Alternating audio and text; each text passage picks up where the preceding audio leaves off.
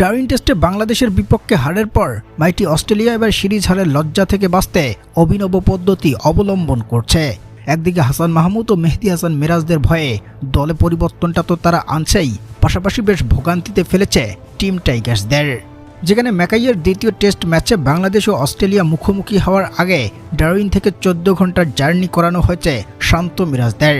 আর সেই সাথে যে স্টেডিয়ামে ম্যাচটি মাঠে গড়াতে যাচ্ছে তা গত 80 বছরেও কোনো টেস্ট ম্যাচের সঙ্গী হতে পারেনি। অর্থাৎ এ এক ভিন্ন আর পুরোপুরি কৌশলহীন মাঠে টেস্ট খেলতে যাচ্ছে বাংলাদেশ দল। যদিও ক্রিকেট অস্ট্রেলিয়া আগে থেকেই জানিয়েছিল ম্যাচটা জিততে নিজেদের মনের মতো করে পিচটা প্রস্তুত করবে ওরা। তাই বিশ্বসেরা পেস অ্যাটাক যেহেতু ওদের, সেক্ষেত্রে বোলিং বান্ধব পিচটাই প্রস্তুত করতে পারে মাইটি অস্ট্রেলিয়া।